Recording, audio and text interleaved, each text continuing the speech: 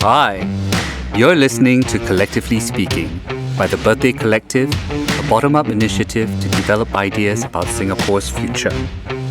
Welcome to this space, where Birthday Book alumni have conversations about the things that matter to them, to us, and to Singapore. We hope that you will be a part of the many conversations we will have, or perhaps to even start your own. And now, onward with the episode.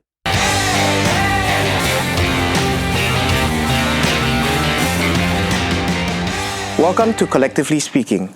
I'm your host, Ken, on today's episode on disability. And with me are two dear friends and past writers of the birthday book on the topic of disability, Dawn-Joy Leong and Theresa Goh. Hello. Hello. So why don't we get you to introduce yourselves to everyone listening? However, I want to introduce myself, right? I'm Yes. Theresa Goh. I guess I'm more well known for swimming. So I was a national swimmer for 20 years, from 99 to 2019. So I retired, pretty recently, and I'm now currently working in Sports Singapore. So I'm a public servant and getting to experience the other side of sporting life. Still working in sports, but the other side. I have spina bifida, which in very layman's terms just means that I am unable to use my legs, but it's also a spectrum. So spina bifida can range from, I have a friend who has spina bifida, but he walks around. And then there's the most extreme would be somebody who requires a shunt in their head to drain out cerebral fluid. And so I'm somewhere in the middle, I think. And Gotcha. I've had it since birth. I'm the eldest child. I have two other siblings. And the last thing you need to know is that I have 4 cats. That you love a lot. I do. How about you, Dawn? Well, okay, I'm Dawn-Joy, and I love animals too. I have one dog. She's a greyhound, and she was my assistant dog for sensory anxiety. But now she's enjoying the retired life as my princess. I'm autistic, and I'm most known for this, for being autistic. This is my disability.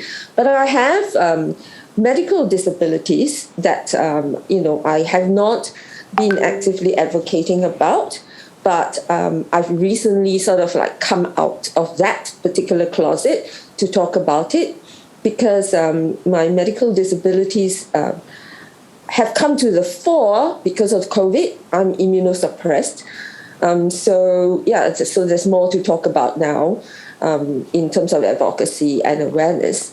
What else is interesting? There's nothing very much interesting about me. I'm an artist and a researcher. I did a PhD in autism neurodiversity and artistic practices. I began in the musical world, so I have an MPhil in music composition. And right now in Singapore, I'm quite active in the arts and disabilities community, mentoring emerging artists with disabilities, together with my collaborator, theatre virtuoso, Peter Sau. Dawn, you wrote for the 2020 book, and Theresa, you wrote for the 2019 book. I just wanted to know, because, you both wrote on varying aspects of disability in your essay. So could you share a little bit of what you wrote for those who maybe haven't been privy to reading the book, as well as, why you wrote what you wrote on the topic of disability? Okay. We have a very strict word count, right? You guys give me a word count, so I couldn't wax too lyrical. Basically, I wrote about my personal journey, how I discovered that I'm autistic quite late in life.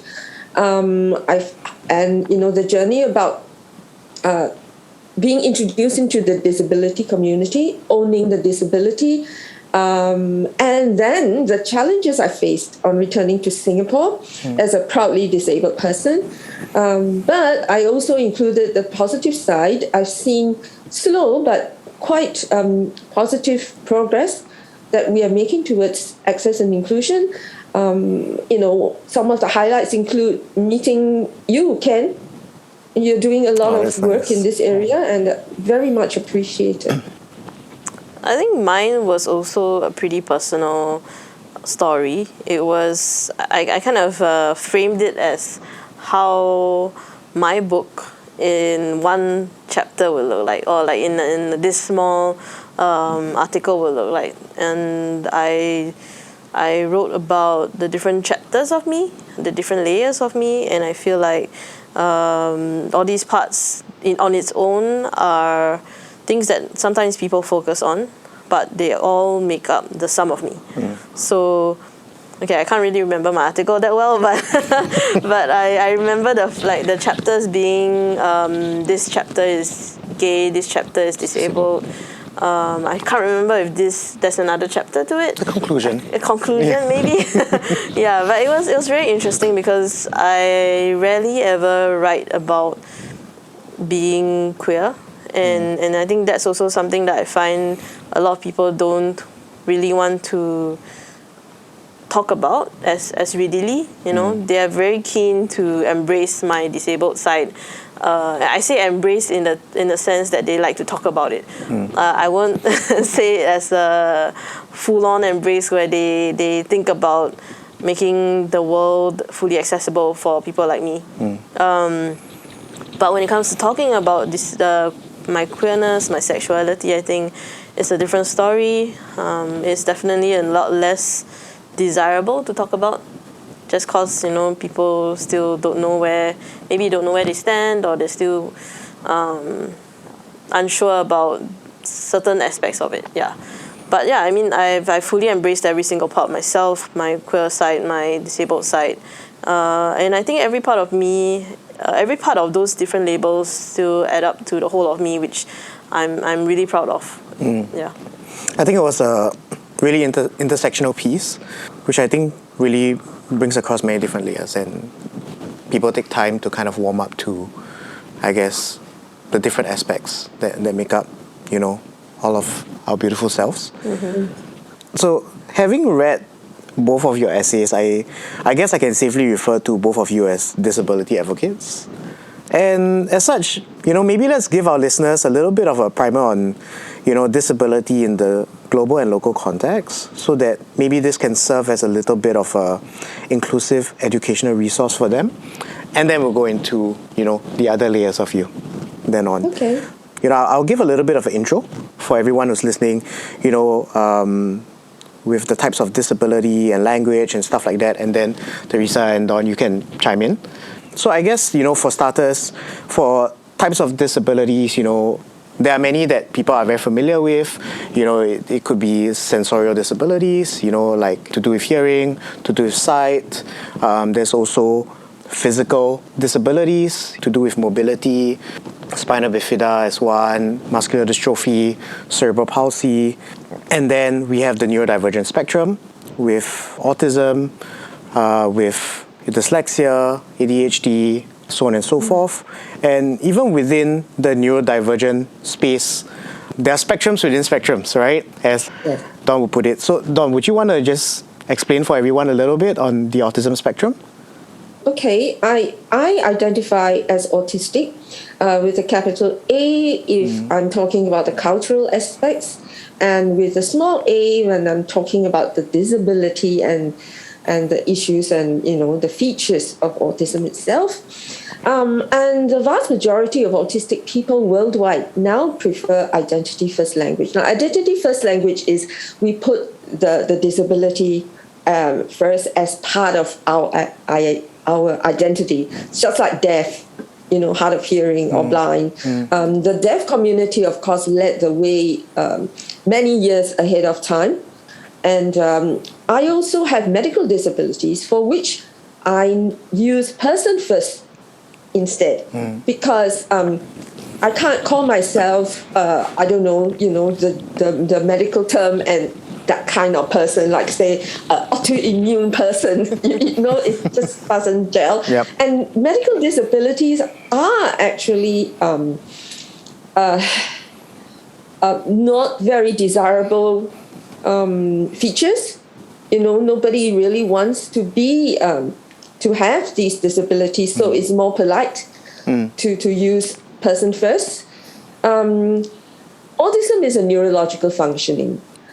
It's a difference, and so it's not a disease, and it's how my brain works. So I can't separate myself from my brain.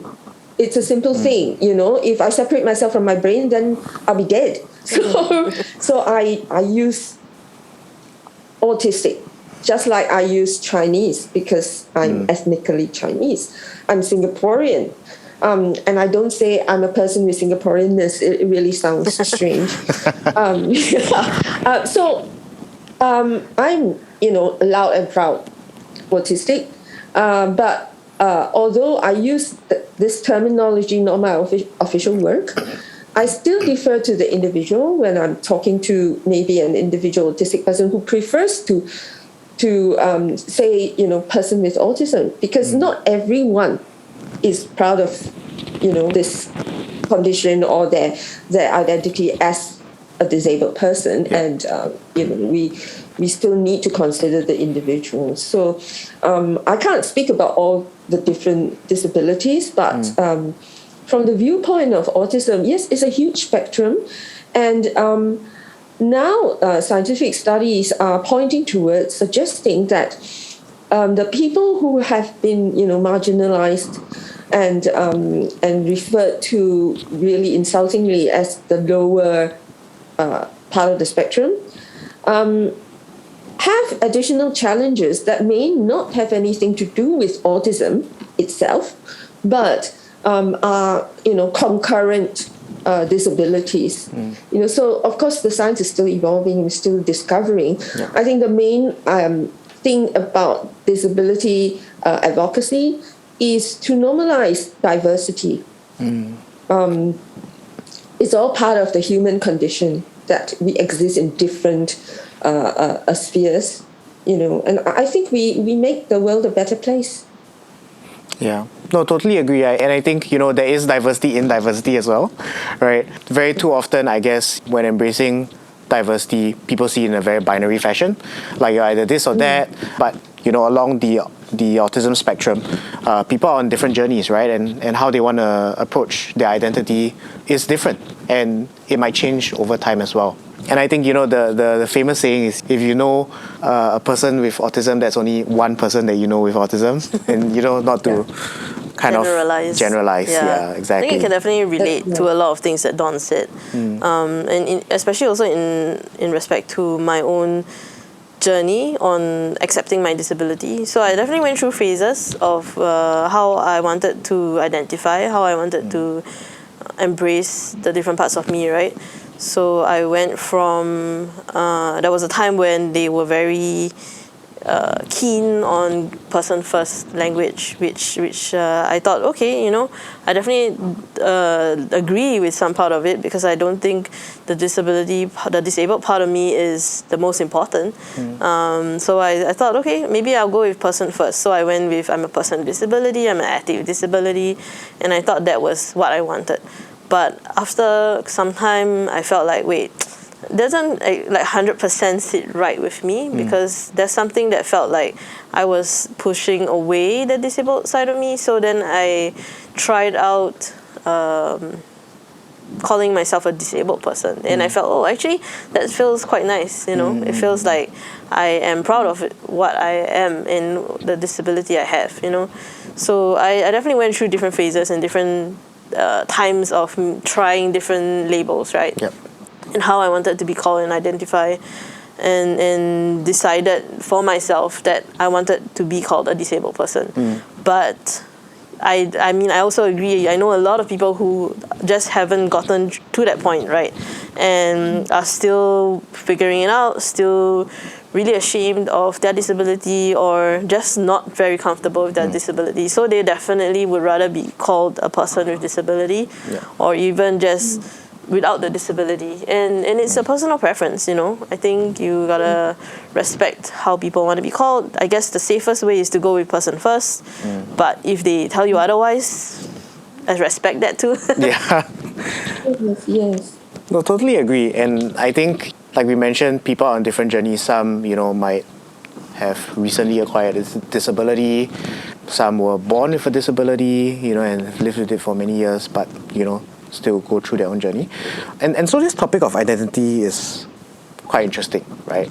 And I wanted to pick up on, an interesting journey, Dawn, that you experienced. So I think when I first got to know you, you introduced yourself and told me that, you found out that you had autism at 42. And that led you to a whole exploration and taking a PhD in autism and neurodiversity. And I think that's the most academic way one can study oneself. So what better way than reading about everything about your disability? Exactly, in a PhD. So could you share with us a little bit about that, Dawn? Well, okay. I was always the oddball kid, and I grew up not realizing that being called weird was offensive. I still am not offended, but I know a lot of autistic people are offended by that. I think it's context, the individual context. I think they are bullied for that. I wasn't really bullied at school. I had great schoolmates. We are still friends now. I was kind of bullied and treated pretty poorly by the teachers, but I won't go into that. So I always felt different. I approached the world differently, especially, the sensory aspects of my autism. So I began to be called the princess because when I go out, lights are too bright. I get headaches, and smells can be really overpowering. Then I feel sick. So I don't want to, for example, walk from CK Tang to Paragon because it's just too overwhelming for me. I don't like to get in buses because I inevitably become sick after that. And because I have a medical disability, the autistic sensory triggers will trigger my autoimmune responses, and then I really become physically, severely sick. So people used to call me a princess, for my sensory issues. I didn't realize that. I just thought, I was socially a bad person or a snob or something like that. And when I was 42, I was in the midst of pursuing my MPhil at Hong Kong U. That's where I did my basic degree. And my father was, at his deathbed, and I was pretty close to Dad. So I was away from home. And my friends that I made in Hong Kong during my undergrad years, they've all moved on in life. Some had, left Hong Kong, and most of them were very busy. So I didn't have a network. I was completely alone. And then I met some really unusual people that, they themselves probably neurodivergent. But it triggered me very seriously, and I became suicidal. That's another topic that, even in disability circles, it's kind of taboo. People don't like to talk about it. But I think we need to bring these things to the fore, and so I found myself standing, I gave myself a shock because I found myself standing at the window on the ninth floor, my apartment, staring at the moon, and really about to tip myself off the edge. And so I got down and I said, I think I better see a psychologist. So that was how I found out, after a few sessions, a very expensive sessions, that's how I found out that I was autistic. And he actually said, "Oh, congratulations, you're not really bad, and you're not, you're not a bad person." You're not a bad person, for not wanting to walk from Sikitang to Paragon. You're autistic. And that began this whole amazing journey of self-discovery. And of course, autistic people, what we share in common is our intense focus on detail, and we have our passions. So finding out about myself and autism became an intense passion, and that's how I got into it academically, because I love academia. I don't think I function well in the real world. So, it's just study, and I love it. And when I was in school, I was I had uneven profile. So I would do very well and then I would do very poorly. So, I was labeled lazy. And in a way, that is a piece of trauma that has settled in my head. And so now I actually overwork, to Just to compensate. prove that you're not lazy. Yes, just to prove that I'm not lazy. I work 18-hour days, and it can backfire. Yeah. So I'm also now on a different journey with my own disability to recognize and respect my disabled self and how to, how to nurture myself. Yeah. So it's been an incredible journey. That's really fascinating. Yeah. Yeah, I think it's such a journey, and then figuring out at 42 that you actually all this time have had in some way not a reason or like something to back you up on why you are a certain way. Yeah. Somewhat you must have felt like there was suddenly this Freeing. this freeing relief, right? That you had an answer to how you were feeling and how it was being suppressed in some ways before that. I think also like on the topic of labels, I think sometimes when it comes to disabled people, people are only capable of seeing one part of you. I think it's too much to think of a disabled person who has anything else that is also loud or or outstanding as a label, whether it is mental health issues, whether it's sexuality, whether it's anything to do with sex or intimacy. I think just the idea of disability sometimes is a bit of a mouthful just to think of. What is your disability, why you're affected by it, how does the world affect you. I think it's also because they've accepted that the non-disabled body is the base. It's normal, right? And anything other labels you have, in addition to your able body itself, that is your big label. Being able-bodied is not your label. Yep. And in a sense, wrapping one's head around more than one identity sometimes it's a lot to take for others in society. But we're all multifaceted, and to be very honest, everyone dreams of being different, right? So when it really comes to people who are different, why isn't that being celebrated? I don't know. I think some people are very happy with fitting in and worried about not standing out. So I think I feel like a lot of the people I know are more worried about standing out than fitting in. Yeah. Sometimes we have no choice. Yeah. Yeah. Something else that I actually wanted to ask the both of you in terms of labels would be that, when you listen to people speak to you or in public addressing the disability community, sometimes you find them trying to tiptoe their way around disability. They'll say things like, oh, you're specially able or differently able, right? And I think I heard one terminology in, I think it was UAE or Dubai, that was like persons who are extremely inspirational or motivated or something like that. My goodness.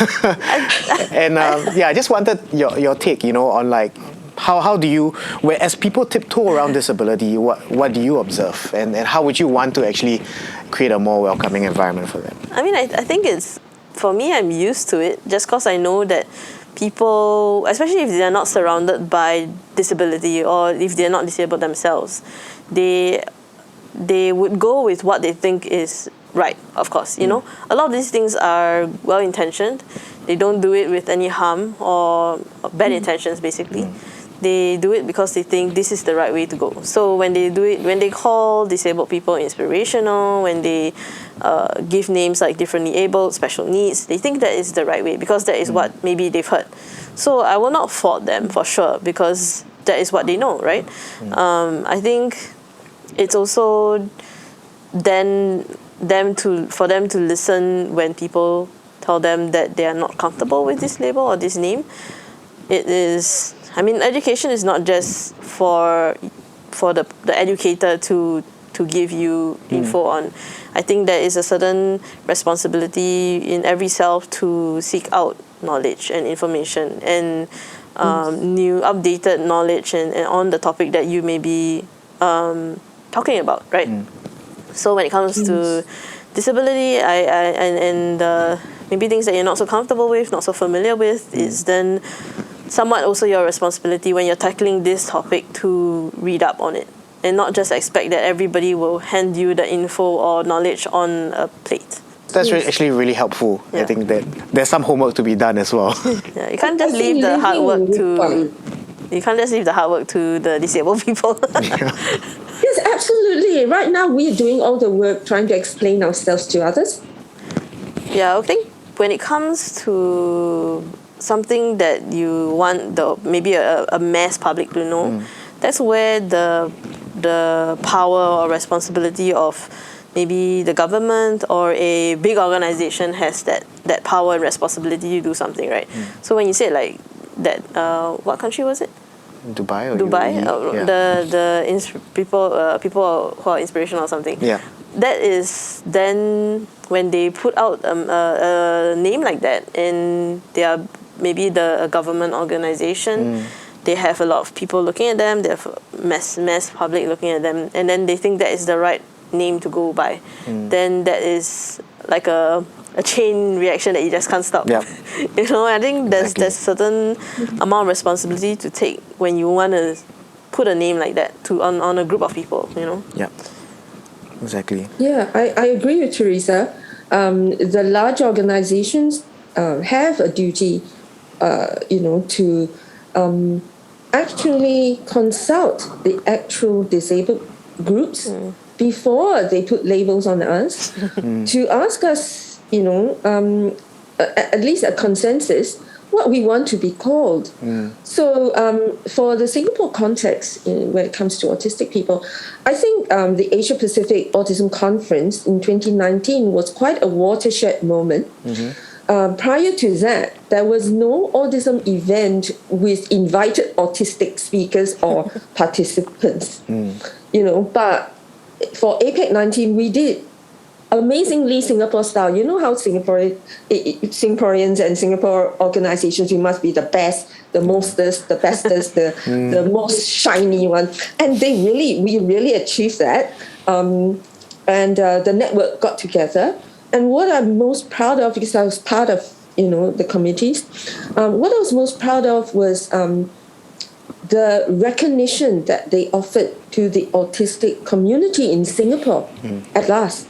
So it was from 0 to 70% is a huge jump. Also Singapore style, we had the biggest attendance, I think, close to 2,000. We did it at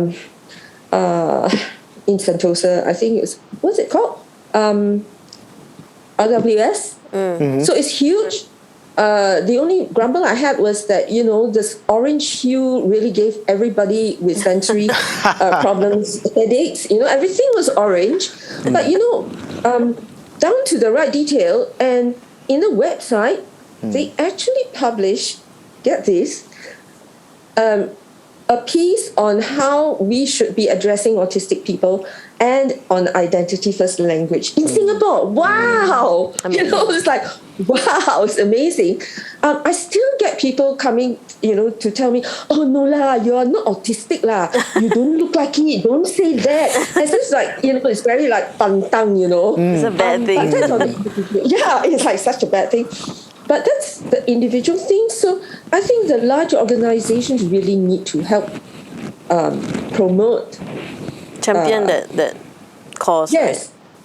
Yes, the cause of, becoming proud of the diversity, of being part of diversity. Yeah, I think that's not a very common thing for a big organization to embrace identity first language.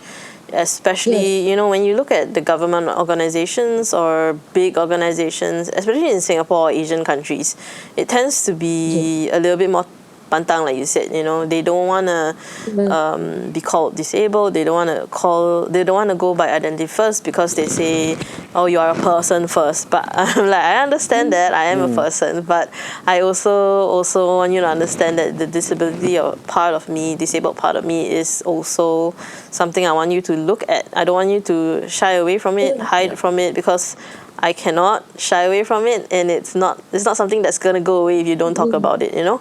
Yep. And you know, I mean, we they're still always have a long way afraid. to go. Yeah. Yes. I mean, we still have a long way to go. You know, we fall back on diffable. No, that really makes me cringe. No, you're not disabled. You're diffable. I'm like, gosh. I've never heard that. It's actually in Indonesia. It's, Oh no, the term it's that all we over use. the place. Differently Diffable. able, so diffable. It's like, oh, okay. They can't you even know, cringe. they can't even put say the whole thing must Yeah. be diffable.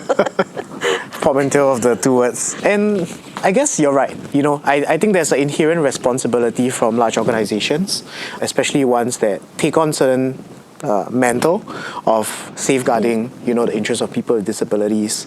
And because everyone in society, you know, has limited bandwidth, so they will look and reference to more authoritative, reputable kind of information and go from there. So there is a responsibility there as well. And the leadership. So the leadership in disability organizations should comprise disabled people. You know, it's like the DPA. I'm a board member and I'm very proud of it. That, you know, the Constitution should state that there should be a certain amount of disabled representation in the board, so that we are sending out the right signals, you know, to the people we want to serve and to the general public. Yeah, I think it applies to everything, right? If you are in a woman-led organization, the board should be mostly women. Yeah. If it's you know, if it's like a football board, it should comprise at least some of them who know what they're talking about.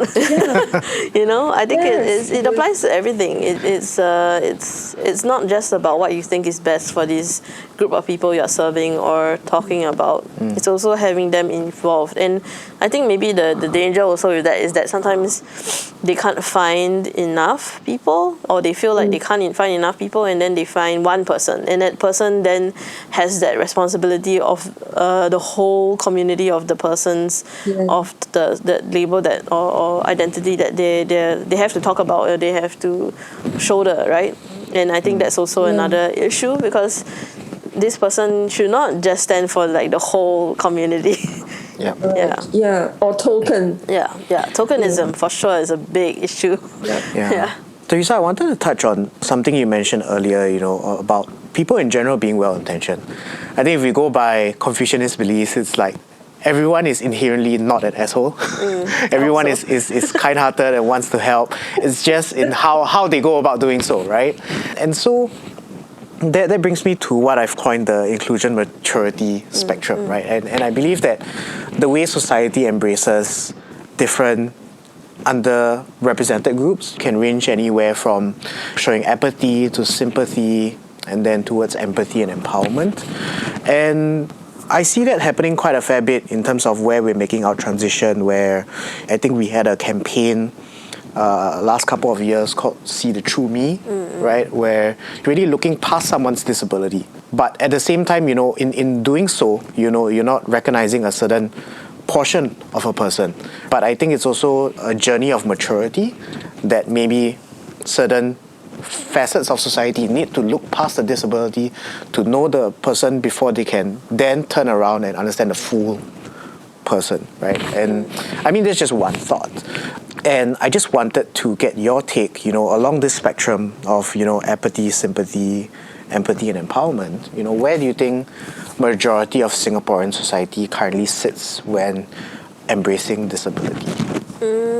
Honestly, I think a lot of people are still at the apathy part, just because I don't think they have capacity to think of other things. I feel like we're very busy, efficient people. We have just our minds on other things, and especially if disability or you know, topics that does not directly affect them or include them, there's no need at the moment for them to think about it. So I think a lot of people, I feel like, are still apathy or sympathy. So they do occasionally think about it and then, oh, quite poor thing. You know? I think the whole mindset of just the idea of a disabled person means that you are less than, I feel. So I could be wrong, but I feel like just the whole feel of it right now is that people still see disabled people as less than. You know, I think there has been growth. I see campaigns that, again, like See Through Me has good intentions. Maybe we are just a little bit behind on maybe the global language on disability, but we are moving. I feel so. There's definitely a lot more of people listening to disabled people understanding what we are trying to say. We're not trying to say don't, you know. I think honestly, I also think it can be very confusing at times because as with a movement, sometimes we are when we are already at point 3, they are still at point 1. I understand sometimes it's difficult because you feel like, oh, but I just heard about this. How come you guys are like in front already somewhere else, or your identity language, disability language is different now. Why is it always changing? I think we have to understand also that the world is constantly changing when it comes to language, when it comes to words, when it comes to understanding. Sometimes we are also not sure. I think I'm also learning every day on what my disability means, what it means to other people. I think we're all learning together. So it should be less of a, I guess, thinking that, okay, I know this and this shall be the language forever, and more of, okay, this is the language now. I think I will try and embrace it and adopt it. And if somebody comes and tells me that maybe this is something they prefer, I will listen to that. Yeah, I think it's I'm not going to say it's easy, you know, it's never easy, but it's something that we all have to go through together. How about you, Dawn? Yes, I absolutely agree. I agree with everything that Theresa said. Nothing much to add to it. It's like, you know, everything is there. It's a journey for everyone, and we have to be patient with each other. Yeah, I think there's groups of people which, like, there's so many different types of people, right? When it comes to even the understanding of self, I think when it comes to people maybe using the wrong language or language that they do not agree with, there are people who are get really upset and angry and lash out at these people who, again, have good intentions and want to learn maybe, but, you know, when they are met with such hostility, sometimes it's really hard to also move along. So I think we, like you said, we have to be patient with each other, we have to learn with each other, we have to move with each other. Yes, absolutely. And I think having been a friend and ally of people with disabilities for many years, I think what I also observe is that society sees people with disabilities as beneficiaries, but many a times you can also be benefactors, right? And one redeeming quality, I think, from people with disabilities is always patience, right? knowing what needs to happen now, but waiting 5-10 years for it. Like I always say, you know, patience is not just a virtue, it's the virtue that people with disabilities have. It's the only virtue. It's no choice on. We have no choice, Ken. So in the midst of all of that you face, you know, in terms of personal journey with identifying with disability, as well as interfacing with societal perceptions and how you interface in that regard, I also wanted to touch a little bit about your support systems. You know, if you could share a little bit about how family has played a role in your support system, as well as other forms of support, you know, be it your friends, your school, your teammates, stuff like that, and how they help you along this journey of self-discovery. Okay, it's a very eclectic story. I'll try and make it as brief as possible. So being late to the scene, you know, I didn't find out until I was 42. It's been a mixed bag. As I wrote in the, you know, my essay for the birthday book, I come from a relatively privileged background, so I've had support, and I think in both ways. So when I discovered that I was am autistic, then the kinds of support that I had previously, just for being a princess and for being a weirdo, suddenly just disappeared because those people just couldn't accept my new identity, or actually my new found, I just found out and I'm autistic. So they couldn't accept this aspect of it. They didn't want any change. And so that kind of support disappeared. But I found new support, new friends, and my one very faithful sister, who has been, my younger sister, who's been amazing in her support of me. And I think that disabled people, we do need more support. If you're using a wheelchair, you need a ramp. But if society builds ramps, everyone can use it. I mean, I'm not a wheelchair user, but I use ramps because it's just easier than stairs, I use for my them too. knees. Yeah, so I think that when society builds supports for people with diverse existences, everyone can enjoy it. And I would not be able to advocate at all if I didn't have these supports behind me, because there are many of us, especially in Singapore, it's a bread and butter issue. We don't have time to talk about lofty ideals. I wouldn't have time to sit here on a Saturday morning to chat with Theresa and Ken if I didn't have the support that I have been, so blessed with. I would be out busy trying to figure out a way to make ends meet. So I owe a lot to my support, friends, and whatever family that's left. And disability divides people, but it also unites people. So it's a journey, and I'm very glad that I've made this journey. I'm glad that I've come out of this closet, because then I meet people who are willing to embrace who I am and willing to help me to become the best of me, rather than impose their idea of who I am and just sort of nurture their dream of who I am. Yeah, I think similarly, I come from a pretty privileged background. Yeah, my family is definitely the first line of support. They've always been there. Without them, I would not be the person I am. I think it starts from even the very beginning on the mindset that they've given me. Yeah. So when I was a kid, the message that they give me on whether I can do certain things, something as simple as, no, you don't go and do that in case you fall down, and to change it to, okay, go and try, I think that in itself is already setting the tone for who I'm going to be in the future.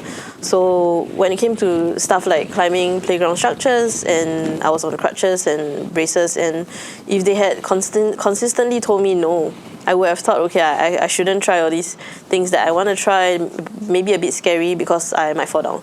It's something as simple even as that. And then making sure that in always consistently giving me the empowerment to do things, to try things, to fall down, but to pick myself up.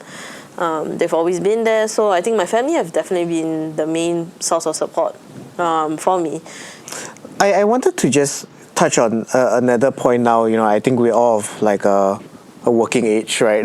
Yes. And employment, persons with disabilities has also gathered steam in Singapore in recent times.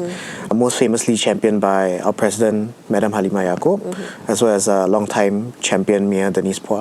So let's talk a little bit about it. I mean, Theresa, your main job, your full-time job for many years was as a celebrated swimmer, and I think you retired not too long ago. So just wanted to have you share a little bit about, as you were close to retiring, were there any fears on having gainful employment after swimming?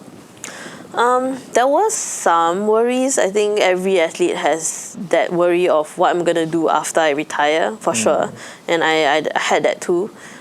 And when I say I think I have my support systems, one of those was also in the areas of the different communities, sporting communities, disability communities. And I didn't actually ever feel that I had nowhere to go. So I had options. I had different people who were offering different avenues for me to go, and I'm really lucky because I could choose. And also the fact that I could choose when to retire was a major thing. I didn't have to get forced out into retirement, right? Yep. So yeah, I think when it comes to employment of people, disabled people, right, it's also such a big topic because it's sometimes people just are not sure where to go with it, because it's when even the idea of disability is so wide and varied. You can't just say this is okay then for every disabled person to take on, because it's again focusing on the disability of the person, right? When it shouldn't be. I think there are times when you want people to know that you're disabled. There are times when you just want them to know that you are a person and you are valuable and have value as an employable person. So then it's also up to the disabled person to be sufficiently skilled and not just expect that people will hire you because you're disabled. Yep. You know, so I think it's kind of, for me, a two sides kind of thing, because you have more and more companies that are willing to hire and ensure that their workplace is inclusive and diverse and well suited for various disabilities. But then you also have to have the disabled persons who understand that they also need to be skilled in that job. and to be hired by their own merit, right? Exactly, I think and not that's the just first step. because you're disabled.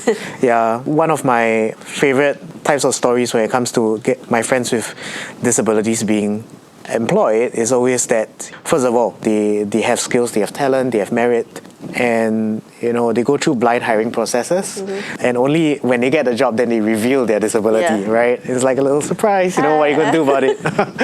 But at the same time, I think a lot more companies need to be hiring based on aspirations as well as the full identity of a person, rather than just or their disability tag, right?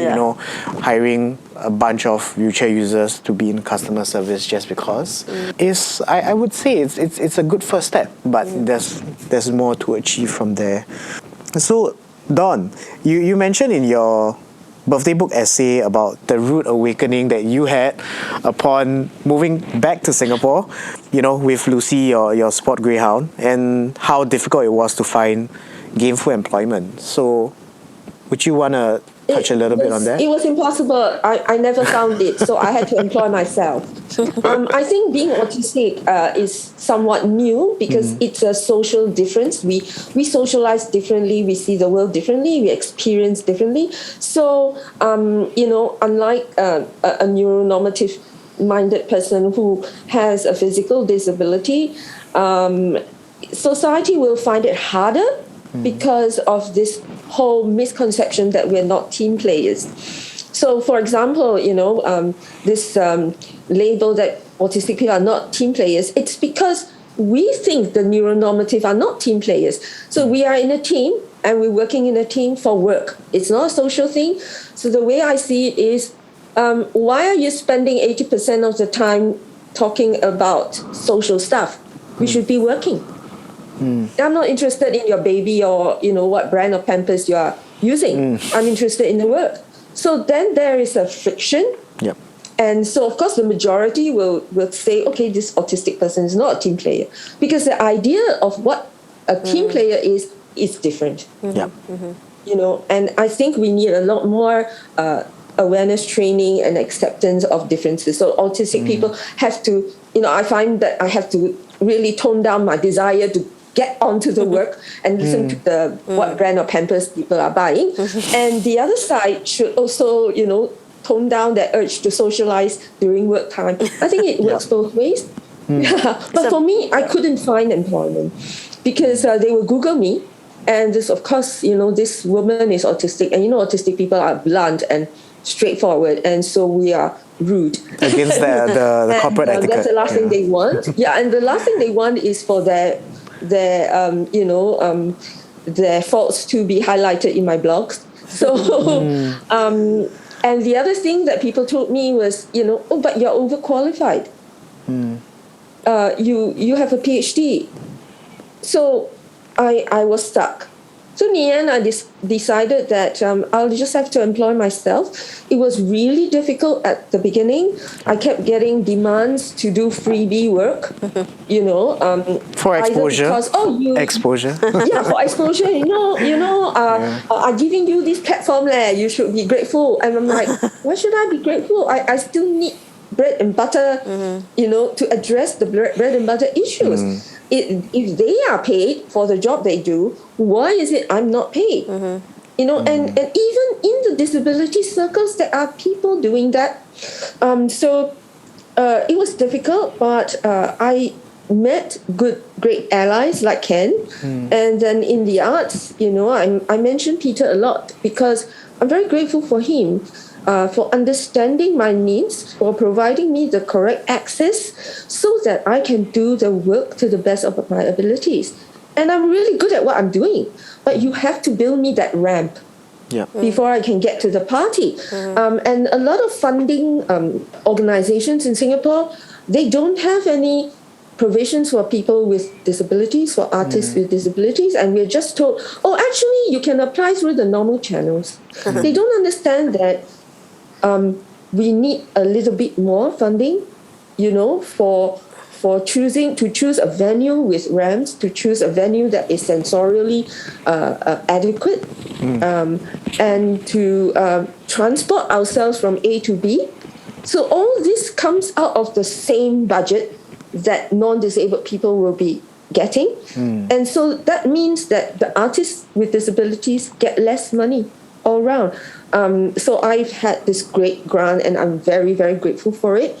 But in the end, for one whole year's intense work, I'm paid less than my sister's helper. So how do we make ends meet? Without a relatively privileged background and a lot of supports, I would have to resort to Grab delivery. Not that I'm looking down on that, but a lot of disabled people have to do things that maybe we're not passionate about, and maybe we are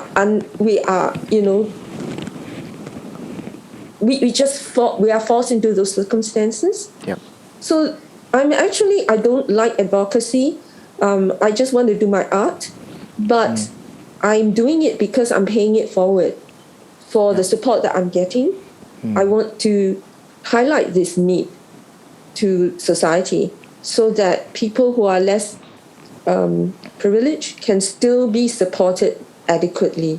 That's why I'm being very vocally autistic and blunt, and I'm very famous for saying all the socially wrong things.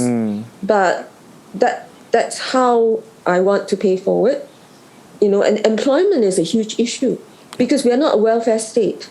So we need to do what we can to feed ourselves. And if there are too many barriers, then how is, the man in the street going to feed himself if he has a disability? Yeah, well, that's true. And people without disabilities and larger society, as they learn about disability, in their efforts to embrace, we need to learn better. We need to learn faster. And I think at the same time, people with disabilities show a lot of patience and support along the way. We need to learn together. Yes. We need to learn together. Yeah. Agreed. So I think we could talk for hours on end, but we're coming to time with our podcast. But there was so much shared in terms of inclusive education, on your own personal journeys with disabilities, your support systems and employment. My last question to you would be, what would be your parting words to our listeners? What should they do with the learnings that they've gained from everything that was shared on this episode? I think there's always there's never too little content. I think there's always a lot of content about the different topics that they are interested in. I think what I would advise or what I would part with is to take what resonates most, and it could be just one sentence, one word, and to embody that as much as you can. I think it's not easy to absorb so much information all the time, and I think the importance is longevity, and being able to carry that message through for years or months even, carry it in yourself and to be able to pass it to people. Yeah, I think that's more important than carrying a huge amount of information that you may not even remember tomorrow. Wise words. Yes, I agree with Theresa. Longevity, relationship.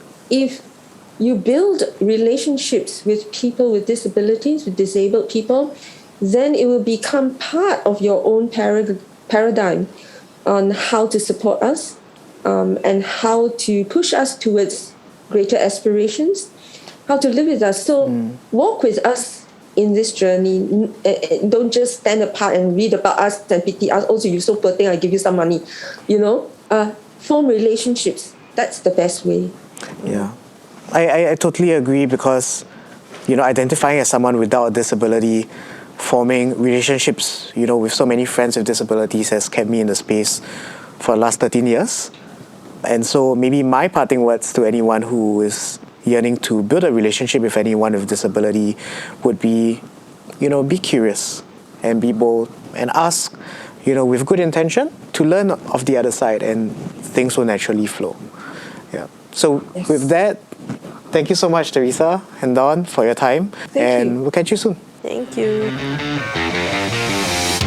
Thank you for listening to Collectively Speaking by the Birthday Collective. We aim to be a brain, heart, and hand trust for Singapore, focusing on the gifts we can offer to future generations. To find out more, visit our website at thebirthdaycollective.com and follow us on Instagram and Facebook at The Birthday Collective. If you enjoyed this episode, do subscribe and drop us a review.